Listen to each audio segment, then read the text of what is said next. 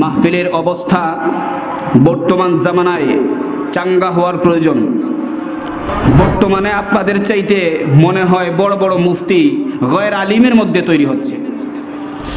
জান্নাত পাওয়ার জন্য নিজেরা কষ্ট করে কামাই করা কত পয়সা মাদ্রাসায় দান করি, জান্নাতে যাওয়ার জন্য নিজের ঘৃণা হয় তারপরেও গরিবের কাছে যাই।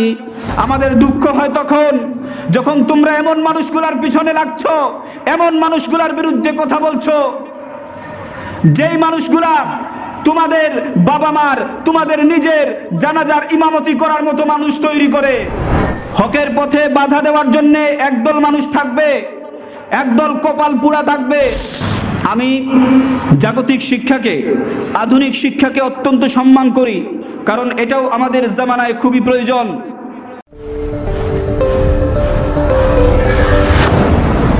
আসসালামু আলাইকুম। আসসালামু আলাইকুম ওয়া রাহমাতুল্লাহি ওয়া বারাকাতুহু। ওয়ালাইকুম আসসালাম। বিসমিল্লাহির রহমানির রহিম। نحمدك يا من شرح صدورنا بالقرآن ونور قلوبنا بالإيمان،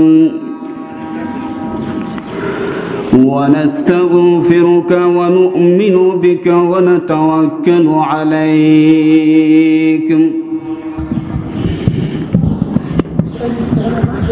ونعوذ بالله من شرور أنفسنا ومن سيئات أعمالنا،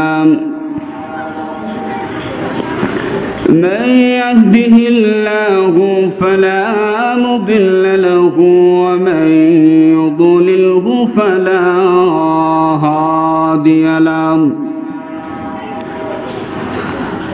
ونشهد أن سيدنا وسندنا ونبينا وشفيعنا وحبيبنا وحبيب ربنا وطبيبنا وطبيب قلوبنا وأرواحنا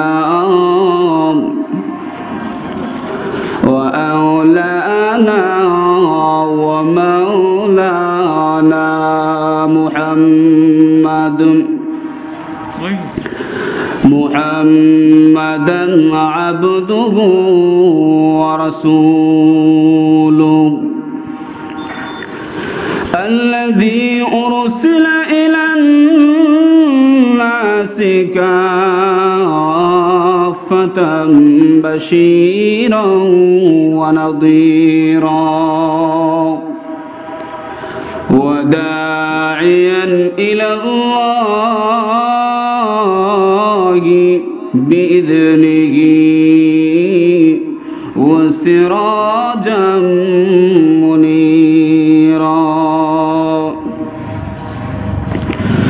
أما بعد فقد قال الله تعالى في كلامه المجيد: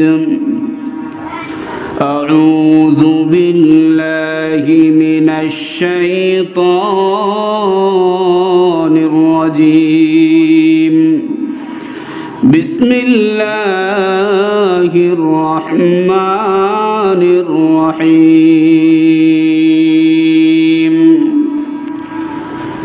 إن الذين ينادونك من وراء الحجرات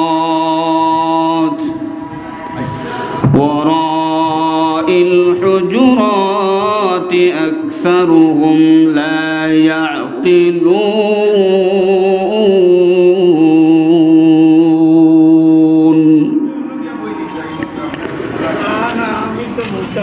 عن أبي سعيد الخدري رضي الله تعالى عنه قال: سمعت رسول الله صلى الله عليه وسلم يقول من رأى منكم منكرا فليغيره بيده فإن لم يستطع فبلسانه فإن لم يستطع فبقلبه وذلك أضعف الإيمان أو كما قال النبي صلى الله عليه وسلم رواه المسلم بارك الله لنا ولكم في القرآن العظيم ونفعنا وإياكم بالآيات والذكر الحكيم صلى الله على سيدنا ومولانا محمد وعلى آله وأصحابه وسلم صلى الله على سيدنا ومولانا محمد وعلى آله وأصحابه وسلم بلغ العلا بكماله كشف الدجى بجماله حسنت جميع خصاله صلوا عليه وآله वो नबियों में रहमत लक़ब पाने वाला मुरादे गरीबों की बरलाने वाला खताकार से दरगुजर करने वाला बदंदिश के दिल में घर करने वाला बलगल उला बिकमालिही कशाफत दुजा बिजमालिही हसनत जमीउ खिसालिही सल्लु अलैहि ঐতিহ্যবাহী গোলাপগঞ্জ ঘুষগাঁও ইসলামিয়া মাদ্রাসার আজকের এই বার্ষিক ইসলামী মহাসম্মেলনের চলমান অধিবেশনের মুহতারাম সদরে ইজলাস, উপস্থিত জাতির দিশারি উলামায়ে কেরাম, উপস্থিত অত্র এলাকার সর্বস্তরের তাওহীদি জনতা, বিশেষ করে পর্দার অন্তরাল থেকে যারা এই ক্ষুদ্র মানুষের আলোচনা শুনছেন, আমার অত্যন্ত শ্রদ্ধেয় মা ও বোনেরা,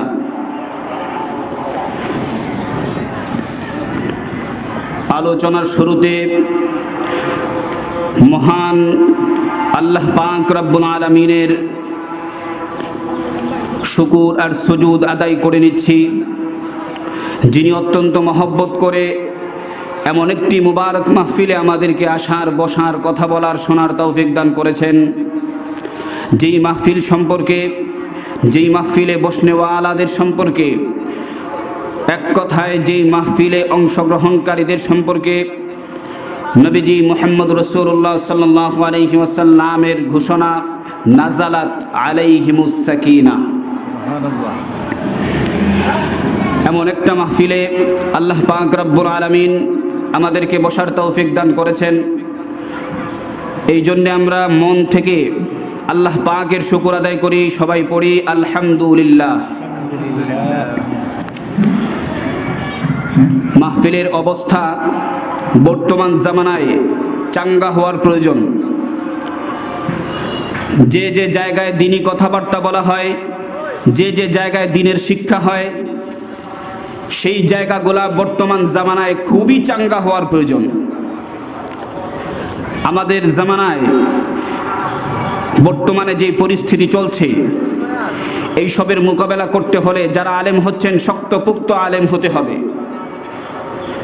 কারণ বর্তমানে আপনাদের চাইতে মনে হয় বড় বড় মুফতি গয়র আলিমের মধ্যে তৈরি হচ্ছে। কেউ কেউ এরকম আছে ঠাস ঠাস করে ফতোয়া মারতেছে। এদের মোকাবেলা করতে হলে আপনাকে পাকাপোক্ত আলেম হতে হবে।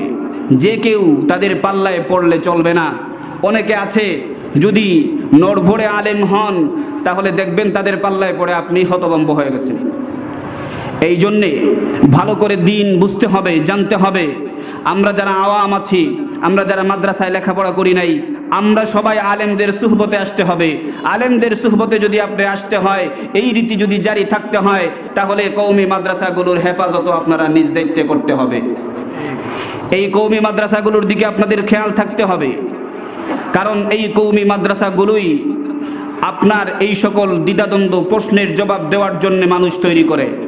এই কওমি মাদ্রাসা থেকেই শক্ত পোক্ত মানের আলিম তৈরি হয়, মুফতি তৈরি হয়, মুফাসসির তৈরি হয়, মুহাদ্দিস তৈরি হয়, শাইখুল হাদিস তৈরি হয়। এই রকম মাহফিল থেকেই যারা এই রকম মাহফিল থেকে তৈরি হয়ে যাওয়ার পরে আপনাদের এই সকল দ্বিধাদ্বন্দ্বের প্রশ্নের জবাব দান করেন। ইসলামের উপরে কোনো সময় আঘাত আসলে তারা নিজেদের জীবনের পরোয়া না করে প্রতিবাদ করেন। এই জন্যে বর্তমান জামানায় এই সকল মাহফিলদেরকে গুরুত্ব দেওয়ার খুবই প্রয়োজন, কারণ মাদ্রাসার পরে চলতি ফিরতি একটা শিক্ষা প্রতিষ্ঠান হলো ওয়াজ মাহফিল, যেখানে সব ধরনের মানুষ কথা শুনতে পারে, লজ্জাবোধ করে না। মাদ্রাসায় আমরা যারা বড় হয়ে গেছি, লেখাপড়ায় নাই, অন্য কোনো কাজে ব্যস্ত আছি, আমরা হুজুরদের কাছে যাইতেও লজ্জা পাই। সব সময় সব কথা জিজ্ঞেস করতে পারি না। হুজুরদের কাছে যাওয়া তো বড় কথা নয়। আমি দেখতে পাচ্ছি মসজিদের ইমাম সাহেব বন্ধু সুলভের মতো থাকেন, তারপরে উনার কাছে যাইয়াও কোনো প্রশ্ন করে না দিন সম্পর্কে, লজ্জাবোধ করেন। তাহলে আপনাদের জন্য সবচেয়ে সহজ মাদ্রাসা হলো ওয়াজ মাহফিল। কিছু মানুষ এখন এরকম আছে। যাই হোক, যদি এদিকে যাই, সময় অনেক প্রয়োজন, আমি সংক্ষেপে কথা বলবো ইনশাআল্লাহ। চেষ্টা করব কোন সংকেত পাওয়ার পূর্বেই আমার কথা আমি গুছিয়ে নেয়ার। আল্লাহ পাক রব্বুল আলামিন যেন আমাকে তৌফিক দান করেন এমন কিছু কথা বলার, যেই কথাগুলোর কারণে আপনাদেরও দ্বীনি ফায়দা হয়, আমাদেরও দ্বীনি ফায়দা হয়। সবাই বলেন আল্লাহুম্মা আমিন। এই সকল দ্বীনি মাহফিলের কদর করতে হবে। কিছু মানুষ হয়তো আছেন যারা এখনো মাহফিলে আসতেছেন না, বলতেছেন বড় বড় হুজুর আসবেন, সময় এখনো অনেক আছে, মধ্যরাত পর্যন্ত মাহফিল চলবে, অন্য এক সময় চলে যাব ইনশাল্লাহ। ভাই, আপনার লাভ আপনি বুঝতে হবে। যতটুকু সময় আপনি ওয়াজ মাহফিলে বসবেন, নবীজির ঘোষণা অনুযায়ী আপনার উপর সাকিনা নামক এক ধরনের বিশেষ রহমত নাজিল হতে থাকবে। কোনো পাগলও তো তার নিজের লস চাইবে না। এই জন্য আপনার যতটুকু সম্ভব, যতটুকু সময় আছে মাহফিলে লাগানোর চেষ্টা করেন। তাছাড়া এইরকম মাহফিলের অনেক ফজিলত রয়েছে, শুরুতে বয়ান করতেছি। এই জন্য আপনাদেরকে কিছু ফজিলত, একটা হলেও ফজিলত আপনাদেরকে বলার চেষ্টা করি, যাতে আপনাদের রুগবত এই মাহফিলের দিকে হয়, আপনাদের উৎসাহ এই মাহফিলের দিকে থাকে, মাহফিলে সময় দিতে পারেন। কারণ বর্তমান জামানার মানুষ যেই দিকে লাভ দেখে সেই দিকে যায়। এখন লাভ আমরা দেখায়া দিতে হবে। যদি মানুষ ফায়দা জানে না, তাহলে সেই কাজে সে অগ্রসর হয় না। যদি ফায়দা তার জানা হয়, তখন দেখবেন এই জিনিসের আবার তার কাছে দাম বেড়ে যায়। যেমন আপনারা একটা উদাহরণ নেন, অনেকে মাশরুম চিনেন। মাশরুম, এই মাশরুম আমাদের কাছে এক সময় এত অবহেলিত ছিল, যেটাকে আমরা ব্যাঙের ছাতা বলে জানি। পায়ের নিচে পাড়াইছি, কেউ এটাকে খাওয়া দূরের কথা, দামও দেয় নাই, এটার দিকে ফিরেও তাকায় নাই। কিন্তু যেই সময় ডাক্তাররা এই মাশরুমের ফায়দা আলোচনা করতে শুরু করলেন, যে এই মাশরুমের মধ্যে এই ফায়দা রয়েছে, স্বাস্থ্যের জন্যে এই উপকারিতা রয়েছে, ডায়াবেটিক্স রোগীদের জন্যে এই সুবিধা রয়েছে, এই ফায়দা রয়েছে, উপকারিতা রয়েছে, তখন এখন দেখেন এই মাশরুম আর খুঁজে পাওয়া যায় না। খুঁজে যদি পাওয়া যায় তাহলে 1 কেজি করা প্যাকেটের ভিতরে পাওয়া যায় 200-250 টাকা কেজি। কেন? এটার ফায়দা বর্ণনা করে দিয়েছেন ডাক্তাররা, এই জন্য এটার দাম বেড়ে গেছে। আমি আপনাদেরকে একটা উদাহরণ দেব, একটা ফজিলত দেব মাহফিলের, দ্বীনি মাহফিলের ফজিলত কতটুকু। নবী আকরাম সাল্লাল্লাহু আলাইহি ওয়াসাল্লাম সাহাবায়ে কেরামদেরকে ডাক দিয়ে বলেন, ও আমার সাহাবায়ে কেরাম, চলার পথে কোনো জায়গায় যদি বেহেশতের বাগান পাও, জান্নাতের বাগান পাও, তাহলে সেখানে কিছু সময় লাগাইও, আর সেই জায়গা থেকে জান্নাতে কিছু ফলমূল আহরণ করে খাইও। আল্লাহর নবীর সাহাবায়ে কেরাম ডাক দিয়া বলেন, ইয়া রাসূলুল্লাহ, ইয়া হাবিবাল্লাহ, শীতকে উপেক্ষা করে ঠান্ডা পানি দিয়ে ওযু করি, তাহাজ্জুদের নামাজ আদায় করি, ফজরের নামাজ আদায় করি। ওগো নবীজি, এর একমাত্র উদ্দেশ্য হলো জান্নাত পাওয়া। ইয়া রাসূলুল্লাহ, ইয়া হাবিবাল্লাহ, জান্নাত পাওয়ার জন্য নিজেরা কষ্ট করে কামাই করা কত পয়সা মাদ্রাসায় দান করি, জান্নাতে যাওয়ার জন্য নিজের ঘৃণা হয়, তারপরেও গরিবের কাছে যাই, জান্নাতে যাওয়ার পরে যাতে তুমি রব্বুল আলামিনের ঘোষিত সুখ শান্তি পাই, এই লোভে আমরা দুনিয়ার জমিনে কষ্ট সহ্য করে হলেও এইরকম ওয়াজ মাহফিলের মধ্যে বসে থাকি। ইয়া রাসূলুল্লাহ, ইয়া হাবিবাল্লাহ, ওগো নবীজি, জান্নাতে যাওয়ার জন্য যদি এত মেহনত করি, আপনি কিভাবে এই জান্নাতকে রাস্তায় পাওয়া যায় বললেন? রাস্তাঘাটে চলাফেরার সময় কি জান্নাত পাওয়া যায় নাকি? জান্নাতের বাগান পাওয়া যায় নাকি? জান্নাতের ফল পাওয়া যায় নাকি? আর যদি পাওয়া যায় তাহলে কিভাবে পাওয়া যায়? এবার নবী আকরাম সাল্লাল্লাহু আলাইহি ওয়াসাল্লাম ডাক দিয়ে বলেন, সাহাবীরা রে, তোমরা যদি চলার পথে কোন জায়গায় কোরআনের মাহফিল পাও, হাদিসের মাহফিল পাও, এমন মাহফিল পাও যে মাহফিলের মধ্যে কোরআনের আলোচনা হয়, যে মাহফিলের মধ্যে হাদিসের আলোচনা হয়, যে মাহফিলের মধ্যে জিক্রুল্লাহ হয়, যে মাহফিলের মধ্যে আমি নবীজির উপর দুরূদ পড়া হয়, যে মাহফিলের মধ্যে জান্নাত জাহান্নামের আলোচনা করা হয়, সেই মাহফিলের মধ্যে তোমরা বসে যাও, মনে করবা জান্নাতের বাগানে বসে আছো।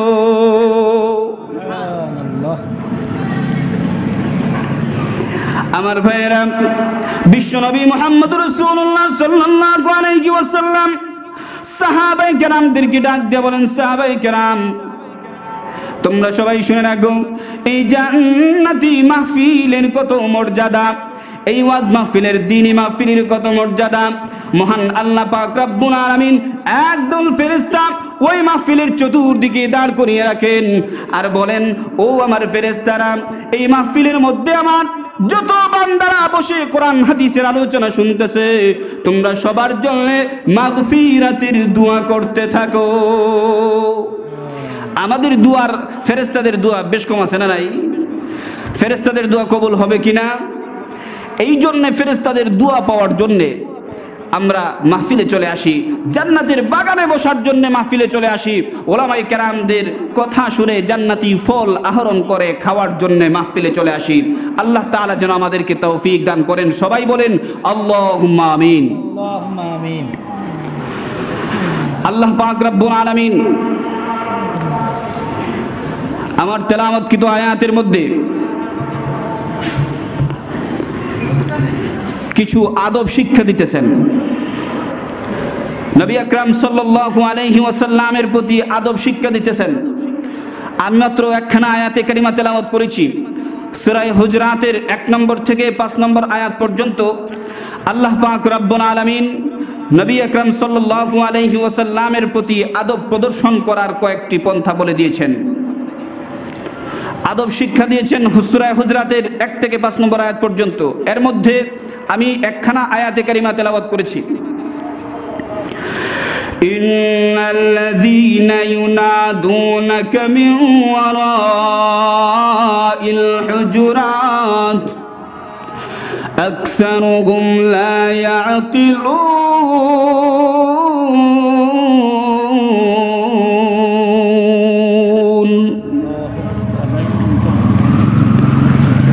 এই আয়াতের একটা শান নুজুল আছে, যেটা ছাড়া কোরআনের অর্থ বোঝা পরিপূর্ণভাবে সম্ভব না। এখন যারা বাংলা অনুবাদ শুধুমাত্র কোরআন শরীফের আছে। এটা পড়বেন ভালো কথা, কিন্তু এটা নিয়ে বার্গেটিং করা ঠিক না। কারণ কোরআন শরীফ এটা শুধু বাংলা তর্জমার মধ্যেই সীমাবদ্ধ না, তাফসীর বোঝার প্রয়োজনীয়তা আছে। এই জন্যে শুধু বাহ্যিক অর্থ নিয়ে বাড়াবাড়ি করা মোটেও ঠিক না। যারা এখন না বুঝে কথা বলতেছেন, এরা শুধুমাত্র বাংলা তর্জমা বুঝেই কথা বলতেছেন। এর যে একটা তাফসীর আছে, এর গভীরে একটা আলোচনা আছে, এটা তাদের মোটেও খেয়াল নাই। অনেক কোরআনুল কারীমের অনেক আয়াত আছে যেগুলোর বাহ্যিক তর্জমা ডিপেন্ড করবে শানে নুজুলের উপর। কেন এই আয়াতে কারিমা আল্লাহ পাক রব্বুল আলামিন নাজিল করলেন, কোন প্রেক্ষাপটে এই আয়াতে কারিমা আল্লাহ পাক রব্বুল আলামিন নাজিল করলেন, এটার দিকে লক্ষ্য করলে বর্তমান জামানা হোক আর যে কোনো জামানা হোক, এই তর্জমাটা সেই দিকে নেওয়া যাবে। আমরা সেটা খেয়াল করতে হবে। এই আয়াতেরও একটা শানে নজুল আছে। কিছু নতুন মুসলমান, তারা নতুন মুসলমান হওয়ার পরে নবী আকরাম সাল্লাল্লাহু আলাইহি ওয়াসাল্লামের কাছে আসলেন তাদের মধ্যে কাউকে আমির বানিয়ে দেওয়ার জন্যে। নবী আকরাম সাল্লাল্লাহু আলাইহি ওয়াসাল্লাম, আরবে তখন গরমের সিজন, দুপুরের পরে কেউ বাইর হইতো না, ঘর থেকে কেউ দুপুরের পরে বাইর হয় না। নবী আকরাম সাল্লাল্লাহু আলাইহি ওয়াসাল্লাম রীতি অনুযায়ী এক বিবির হুজরার মধ্যে বিশ্রাম করতেছিলেন। তখন গালিবান হযরত আয়েশা সিদ্দিকা রাদিয়াল্লাহু তাআলা আনহার কামরায়। তখন এই নতুন মুসলিমেরা বাহিরে আসলেন। আসার পরে নবী আকরাম সাল্লাল্লাহু আলাইহি ওয়াসাল্লামকে ডাকতেছেন একটা দল গঠন করে দেওয়ার জন্য, তাদের মধ্যে একজনকে আমির বানিয়ে দেওয়ার জন্য ডাকতেছেন। এরকম ইয়া মুহাম্মদ, হে মুহাম্মদ বলে। তাদের এই সম্বোধন মহান আল্লাহ পাক রব্বুল আলামিনের কাছে আদবের খেলাফ মনে হলো। তখন আল্লাহ পাক রব্বুল আলামিন পবিত্র কালামে পাকের এই আয়াতে কারিমা নাজিল করলেন। আল্লাহ বলতেছেন, ইন্নাল্লাযীনা ইউনাদুনাক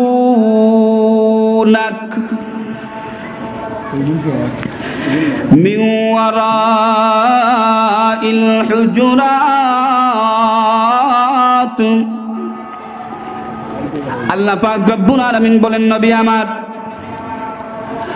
যারা আপনাকে আপনার ঘরের পেছন থেকে ডাকতেছে ইয়া মুহাম্মদ বলে, তাদেরকে আপনি বলে দিন তারা যেন ইয়া মুহাম্মদ বলে না ডাকে। কেন? আমি এই তর্জমা কোথায় পাইলাম? এই আয়াতের মধ্যে শুধু আছে ইন্নাল্লাযীনা, যারা ইউনাদুনাক, আপনাকে ডাকবে, আপনাকে সম্বোধন করবে, মিন ওয়ারাইল হুজুরাত, আপনার হুজরার পেছন থেকে। আমি এখানে এটা পাইলাম কেমনে? ইয়া মুহাম্মদ বলে ডাক দিবা না। আমার ভাইয়েরা, আয়াতের পরবর্তী অংশে আল্লাহ পাক রব্বুল আলামিন বলতেছেন, আকসারুহুম লা ইয়াকিলুন, এরা অধিকাংশই হলো লা ইয়াকিল, বেকুফ, বেআক্কল। এখন যদি তাদের ইয়া মুহাম্মদ সম্বোধনের মাধ্যমে আল্লাহ পাক রব্বুল আলামিনের ইচ্ছা থাকতো, হ্যাঁ থাকতো, তাহলে আল্লাহ পাক রব্বুল আলামিন এটা বলতেন না আকসারুহুম লা ইয়াকিলুন, আল্লাহ তাদেরকে সমর্থন করতেন। কিন্তু আকসারুহুম লা ইয়াকিলুন থেকে আমরা বুঝতে পারলাম আল্লাহ পাক রব্বুল আলামিন বিশ্বনবী মুহাম্মদুর রাসূলুল্লাহ সাল্লাল্লাহু আলাইহি ওয়াসাল্লামকে ইয়া মুহাম্মদ বলে সম্বোধন করাটা পছন্দ করেন না। এই জন্য আল্লাহ পাক রব্বুল আলামিন বলেন আকসারুহুম লা ইয়াকিলুন, এরা অধিকাংশই বেআকল। কারণ পবিত্র কোরআনুল কারীমের মধ্যে আল্লাহ পাক রব্বুল আলামিন নবীদেরকে সম্বোধন করেছেন, অনেক নবীদেরকে সম্বোধন করেছেন, নাম ধরেই অনেককে সম্বোধন করেছেন।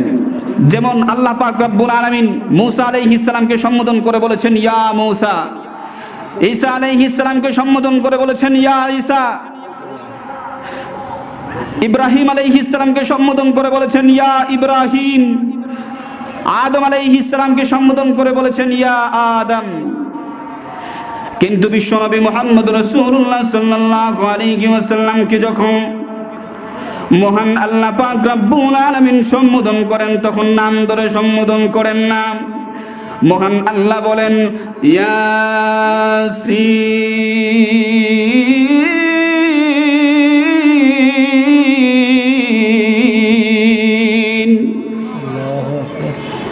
আল্লাহ পাক রব্বুল আলামিন ইয়াসিন বলে বিশ্বনবী মুহাম্মদ রাসূলুল্লাহ সাল্লাল্লাহু আলাইহি ওয়াসাল্লামকে সম্বোধন করেছেন, ইয়াসিন বলে বিশ্বনবীকে ডাক দিয়েছেন।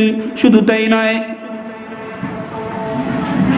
আল্লাহ পাক রব্বুল আলামিন বিশ্বনবীকে সম্বোধন করেছেন আরো কয়েকটি শব্দে, যেমন ইয়া আইয়ুহাল মুযাম্মিল। আল্লাহ পাক রাসূল আকরাম সাল্লাল্লাহু আলাইহি ওয়াসাল্লামের অবস্থা দেখে অবস্থা অনুযায়ী ডাক দিয়েছেন হে কম্বলওয়ালা।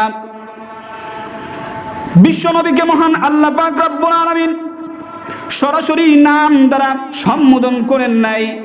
এখানে নতুন মুসলমানেরা এসে বিশ্বনবীকে নাম ধরে সম্বোধন করার কারণে মহান আল্লাহ বলে দিয়েছেন আমার নবীকে নাম ধরে ডাকবে না, কারণ আমি আমার নবীকে নাম ধরে ডাকি নাই। এটা হলো নবীর মর্যাদা। আমার ভাইয়েরা, এটা বলার কারণ কি আমি একটু পরে বলতেছি ইনশাআল্লাহ।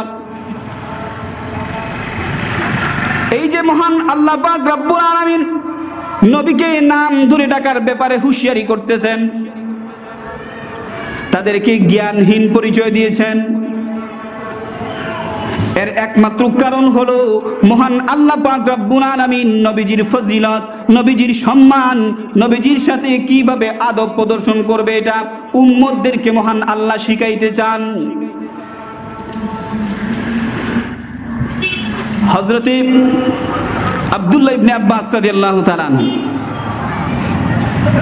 যাকে রাইসুল মুফাসসিরিন বলা হয়, তাফসীর বিশারদদের মধ্যে মহানবী সাল্লাল্লাহু আলাইহি ওয়াসাল্লামের পরে এখন পর্যন্ত উনার মতো মুফাসসির আর কখনো সৃষ্টি হবে না। এত বড় মুফাসসির ছিলেন হযরতে আব্দুল্লাহ ইবনে আব্বাস রাদিয়াল্লাহু তাআলা আনহু। এই আব্দুল্লাহ ইবনে আব্বাস রাদিয়াল্লাহু তাআলা আনহু এত বড় মুহাদ্দিস, এত বড় মুফাসসির কিরকম হলেন? নবী আকরাম সাল্লাল্লাহু আলাইহি ওয়াসাল্লামের চাচা ছিলেন হযরতে আব্বাস রাদিয়াল্লাহু তাআলা আনহু, আর সেই হযরতে আব্বাস রাদিয়াল্লাহু তাআলা আনহুর ছেলে হলেন আব্দুল্লাহ। এই জন্য ওনাকে আব্দুল্লাহ ইবনে আব্বাস ডাকা হয়, সহজে ওনাকে ইবনে আব্বাসও ডাকা হয়। সংক্ষেপে হযরতে আব্দুল্লাহ ইবনে আব্বাস রাদিয়াল্লাহু তাআলা আনহু উনি বলতেছেন নবী করিম সাল্লাল্লাহু আলাইহি ওয়াসাল্লামের সম্মান সমস্ত উম্মতদের চাইতে যেই রকম বেশি, সমস্ত উম্মতের কাছে নবী আকরাম সাল্লাল্লাহু আলাইহি ওয়াসাল্লামের কাছে যেই রকম সম্মান থাকা উচিত, ঠিক তেমনি ভাবে দুনিয়ার সকল আম জনতার সম্মান উলামায়ে কেরামদের প্রতি থাকা উচিত। নবীর মর্যাদা উম্মতদের কাছে যেই রকম, আলেম ওলামার মর্যাদা আম জনসাধারণের কাছেও সেই রকম। কে বলতেছেন? হযরত ইবনে আব্বাস রাদিয়াল্লাহু তাআলা আনহু, যিনি এত বড় আলেম হওয়ার একটা কারণ আছে। নবী আকরাম সাল্লাল্লাহু আলাইহি ওয়াসাল্লাম এক সময় হাজতে যাওয়ার প্রয়োজন হলো, ইস্তেনজায় গেলেন। যাওয়ার পরে পেছন থেকে হযরতে আব্দুল্লাহ ইবনে আব্বাস রাদিয়াল্লাহু তাআলা আনহু হযরতের ইস্তেনজার পানি নিয়ে পৌঁছে দিলেন। নবীজি পানি কাছে পাইয়া জিজ্ঞাসা করলেন, কে আমাকে পানি দিল? একজন ডাক দিয়ে বলতেছেন, আব্দুল্লাহ ইবনে আব্বাস। নবীজি ডাক দিয়ে বলেন, আব্দুল্লাহ ইবনে আব্বাস, তোমার মনে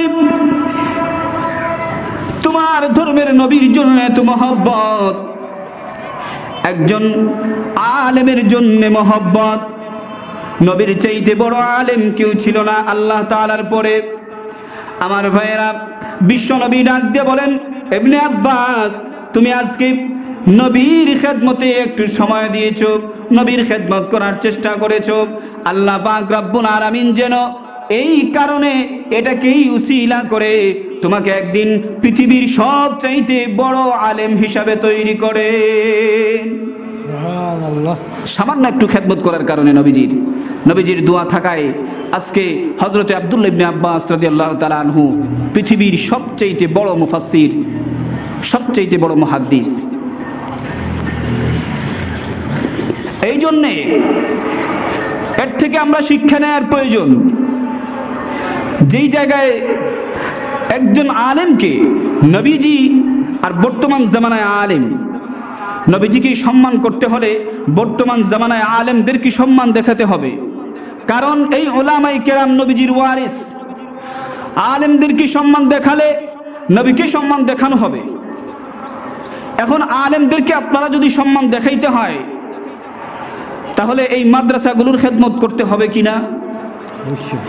কারণ এই মাদ্রাসাগুলো থেকেই এই আলেমগুলোর জন্ম হয়, এই আলেমদের জন্ম হয় এই কওমি মাদ্রাসাগুলো থেকে, মাদ্রাসা থেকে। এই জন্যে মাদ্রাসাগুলোর খেয়াল রাখতে হবে। এখন শুধু মাদ্রাসাগুলোর না, আমি বলবো আপনাদের মসজিদে,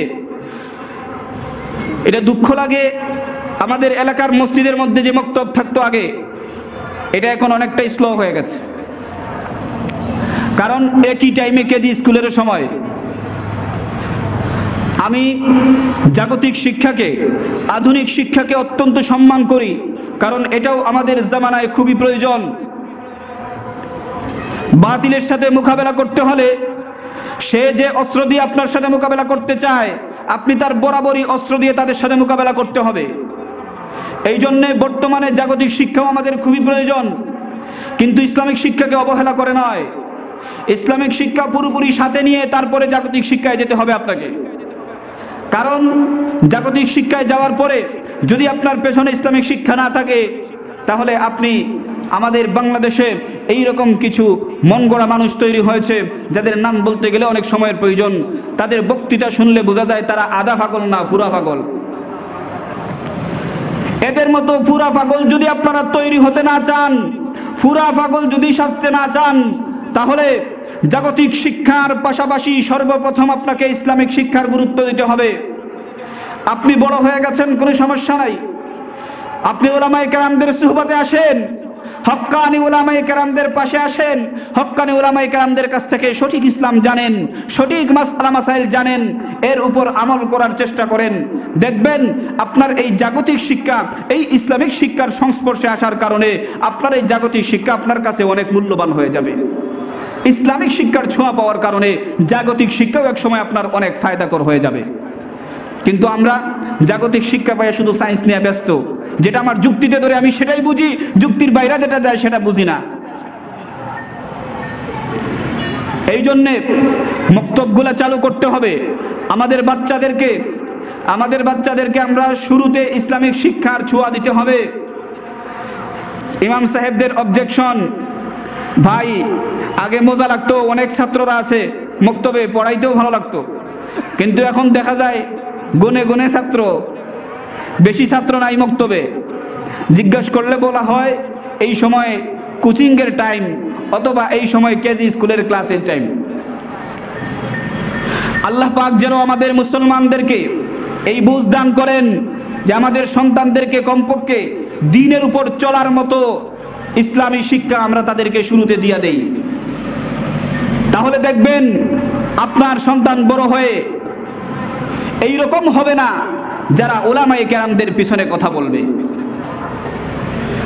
আপনার সন্তান উলামায়ে কেরামদের পিছনে কথা বলবে না, আপনার সন্তান কোরআনের বিরুদ্ধে কথা বলবে না, আপনার সন্তান হাদিসের বিরুদ্ধে কথা বলবে না, যদি তার মধ্যে সঠিক দ্বীনের শিক্ষা থাকে, যেই শিক্ষা পেলে কমপক্ষে দ্বীনের উপর সে চলতে পারে। কঠিন কোনো মাসআলার মোকাবেলা হয়ে গেলে সঠিক উলামায়ে কেরামদের কাছে যান, উলামায়ে কেরামদের সাথে সঠিক সম্পর্ক রাখেন, দুশ্মনী রাখবেন না। কারণ কোনো উলামায়ে কেরাম, আলেমরা কখনো কারো দুশ্মন হতে পারে না। এটা জেনে রাখতে হবে, সত্য কথা বলতে গেলে কিছু মানুষ আছে যারা দুশ্মনী করবে। এটা এখন থেকে না, নবী আকরাম সাল্লাল্লাহু আলাইহি ওয়াসাল্লামের জমানা থেকে চলে আসতেছে। হকের পথে বাধা দেওয়ার জন্য একদল মানুষ থাকবে, একদল কপাল পুরা থাকবে, যারা যেই সময়ই সত্য মাঠে আসবে তখন তারা বাতিল হয়ে তাদের মোকাবেলা করবে। এই জন্য এখনো একদল আছে যারা ওলামায়ে কেরামদের সাথে বেয়াদবি করতেছে, ওলামায়ে কেরামদের বিরুদ্ধে কথা বলতেছেন। তারা আসলে বুঝতে পারতেছেন না ওলামায়ে কেরাম তাদের ভালোই চাইতেছেন। আমার ভাইয়েরা, অন্য কিছু বললে দুঃখ লাগতো না, আমাদের দুঃখ হয় তখন যখন তোমরা এমন মানুষগুলার পিছনে লাগছো, এমন মানুষগুলার বিরুদ্ধে কথা বলছো, যেই মানুষগুলা তোমাদের বাবা মার, তোমাদের নিজের জানাজার ইমামতি করার মতো মানুষ তৈরি করে, সেই মানুষদের পিছনে তোমরা লাগতেছো। তোমরা এমন মানুষদের পিছনে তোমরা লাগতেছো যারা তোমরা যাকাতের মধ্যে বেজাল লাগে গেলে তোমাদের সেই যাকাতের রাস্তা সুন্দর করে দেখায় দেন, এইভাবে যাকাত দাও। তোমরা হজ করতে তোমরা যখন দ্বিধাদ্বন্দ্বে পড়ে যাও কিভাবে হজ করব, এই মানুষগুলাই তোমাদেরকে সঠিক হজ করার পদ্ধতি বলে দেয়। তোমরা যে বিবাহ করতে যাইবা সঠিকভাবে তোমাদেরকে বিবাহ করার মতো একটা সুযোগ করে দেয় এই ওলামায়ে কেরাম, যাদের পিছনে তোমরা আজকে কথা বলতেছো। আফসোস লাগে আমার ভাইয়েরা, এই ওলামায়ে কেরামদেরকে বুঝার চেষ্টা করুন। ওলামায়ে কেরাম আপনাদের দুশমন না। ওলামায়ে কেরাম কোরআন হাদিসের কথা বলতেছেন। আপনারা যদি বন্দুকের নল ঠেকান তাদের মাথায়, ইনশাআল্লাহ তারা মরার আগ পর্যন্ত দ্বীনের কথা বলেই যাবে, তারা থামবে না। কিন্তু আপনারা একটু বুঝতে হবে, এই ওলামায়ে কেরামদেরকে বোঝার চেষ্টা করুন। কোরআন হাদিসের সংস্পর্শে আসুন, এই সকল কওমি মাদ্রাসাগুলোর পাশে আসুন, এসে দেখুন এই কওমি মাদ্রাসাগুলোতে কি শিক্ষা দেওয়া হয়, কেন তারা এরকম করতেছে, কি পাইলো তারা কিতাবের মধ্যে, কি পাইলো তারা হাদিসের মধ্যে, কি পাইলো তারা কোরআনের মধ্যে, এই হাদিস কোরআনের সঠিক তর্জমা কি, সঠিক তাফসীর কি, তারা এটা বুঝতেছে। এই জন্যই আপনাদেরকে এই সব কাজে বাধা দিতেছে। আপনারা বোঝার চেষ্টা করুন আলেমদেরকে, তারা তাদের কোনো নিজস্ব স্বার্থে কথা বলতেছে না, তারা কোরআনের স্বার্থে, হাদিসের স্বার্থে, আল্লাহর স্বার্থে, রসুলের স্বার্থে, এই দেশের ভালোর স্বার্থে তারা কথা বলতেছে। একটু বোঝার চেষ্টা করুন। আফসোস হয় এইরকম কথা অনেকে বলতেছেন।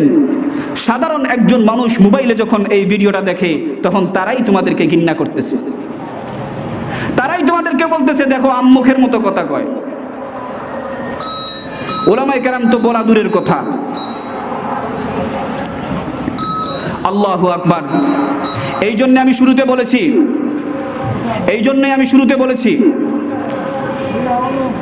আপনারা এই কওমি মাদ্রাসাগুলোকে স্ট্রং করেন, মসজিদের যত মক্তব আছে সবগুলাকে স্ট্রং করেন। কারণ এখন বর্তমানে সাধারণ হোক আর মাদ্রাসা শিক্ষায় হোক, আমরা সবাই পাকাপোক্তভাবে তৈরি হতে হবে ইসলামের শিক্ষা নিয়ে। কারণ সামনে এমন বাতিল আমাদের মোকাবেলা করতে চলেছে যারা আমাদেরকে ফিতনায় ফেলার জন্য বিভিন্ন কৌশল অবলম্বন করবে, যেইগুলো আপনি যদি ভালো আলেম না হন, ভালো দিন বুঝনেওয়ালা না হন, তাহলে তাদের মোকাবেলা করা সম্ভব হবে না, আপনিও গুমরাহির পথে চলে যাবেন। এই জন্যে আপনাদেরকে শক্তপোক্ত আলেম হতে হবে, আপনাদেরকে ভালো করে দিন বুঝতে হবে। তাতেই আপনারা দেখবেন এই সকল গুমরাহির বিরোধিতা সহজেই করতে পারবেন। ওলামায়ে কেরাম দ্বীনের স্বার্থেই কথা বলতেছেন, কারণ তারা হাদিস শরীফের মধ্যে পেয়েছেন। আবু সাঈদ খুদরী রাদিয়াল্লাহু তাআলা আনহু থেকে বর্ণিত হাদিস, যেটা খুতবায় পাঠ করেছিলাম। আল্লাহর নবী সাল্লাল্লাহু আলাইহি ওয়াসাল্লাম বলেন, মান রাআ মিনকুম মুনকারান, যে ব্যক্তি তার চোখের সামনে খারাপ কাজ দেখবে, অশ্লীল বেহায়াপনা কাজ দেখবে, ফালিয়ুগাইয়িরহু বিয়াদিহি, সে যেন তাকে পরিবর্তন করার চেষ্টা করে। আমরা এই পরিবর্তনের চেষ্টা করতেছি, দাঙ্গা হাঙ্গামায় না। নবীজি বলেন ফালিয়ুগাইয়িরহু বিয়াদিহি, তোমাদের হাত দ্বারা তা পরিবর্তন করার চেষ্টা করো।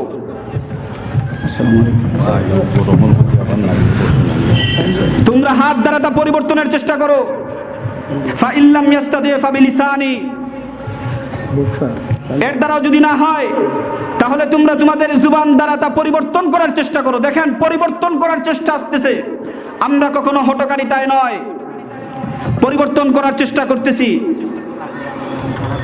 ফাইল্লাম ইয়াস্তাতি ফাবিকালবি, এরপরেও যদি দেখা যায় না মানে, তাহলে অন্তর দিয়ে তারে ঘৃণা করো, তার এই কাজটাকে ঘৃণা করো।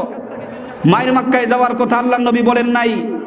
প্রিয় ভাইয়েরা, এই জন্য ওলামায়ে কেরাম হিংসুটে নয়, ওলামায়ে কেরাম দ্বন্দ্বে বাঁচতে চান না, ওলামায়ে কেরাম দেশের কোনো ক্ষতি চান না, ওলামায়ে কেরাম আমাদের সকল মুসলমানদের ভালো চান।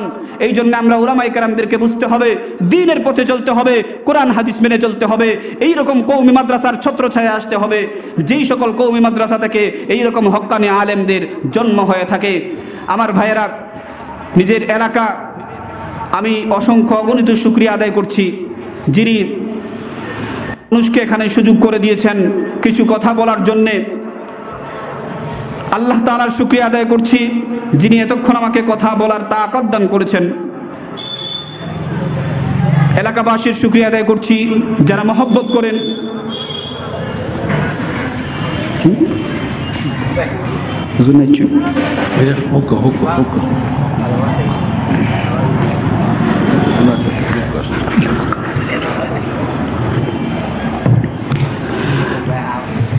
ইনশাআল্লাহ আমরা দেখতে পাচ্ছি, আসলে আমরা এই যে ওলামায়ে কেরামদের কদরের কথা বলতেছিলাম, এই ওলামায়ে কেরামের কদর আমরা সময় থাকতে করার প্রয়োজন। কারণ এক সময় হক্কানি ওলামায়ে কেরাম হয়তো পাওয়াই মুশকিল হয়ে যাবে। আজকে আপনারা দেখেন আমাদের মধ্য থেকে বুজুর্গানে দিন একজন একজন করে বিদায় নিতেছেন। এটা কেন? আমাদের মধ্যে একটা গজব আসার অগ্রিম পূর্বাভাস। যদি আমরা এখনো ঠিক হয়ে না যাই, তাহলে আমাদের উপর অনেক বড় বিপদ আছে। আমরা আলেমরা থাকতে, দুনিয়ার জমিনে আলেমগণ থাকতে আমরা তাদের সম্মান করার প্রয়োজন, তাদেরকে সঠিক মর্যাদা দেওয়ার প্রয়োজন। কত উলামায়ে কেরাম চলে যাইতেছেন। আল্লামা আহমদ শফি রহমতুল্লাহি আলাইহি চলে গেলেন, নূর হুসাইন কাসেমি রহমতুল্লাহি আলাইহি চলে গেলেন, আল্লামা তাফাজ্জুল হক হবিগঞ্জি রহমতুল্লাহি আলাইহি চলে গেলেন।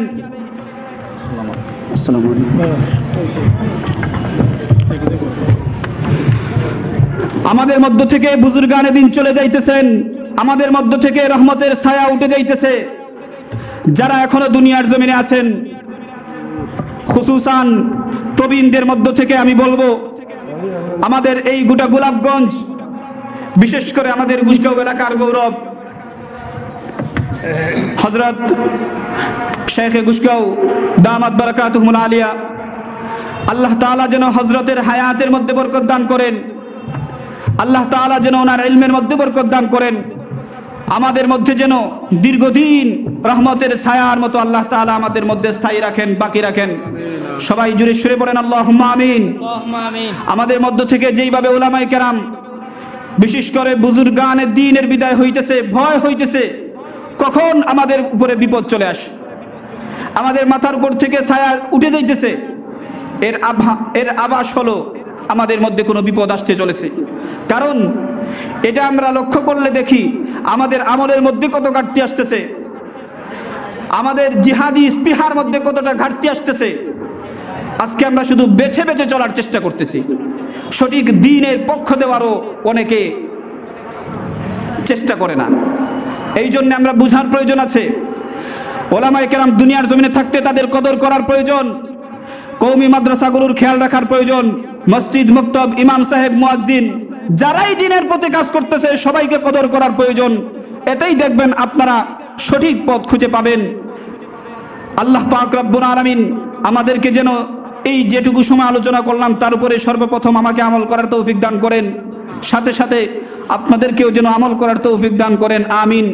সুবহানা রাব্বিকা রাব্বিল ইজ্জাতি আম্মা ইয়াসিফুন ওয়া সালামুন আলাল মুরসালিন ওয়ালহামদুলিল্লাহি রাব্বিল আলামিন। আসসালামু আলাইকুম ওয়া রাহমাতুল্লাহি ওয়া বারাকাতুহু।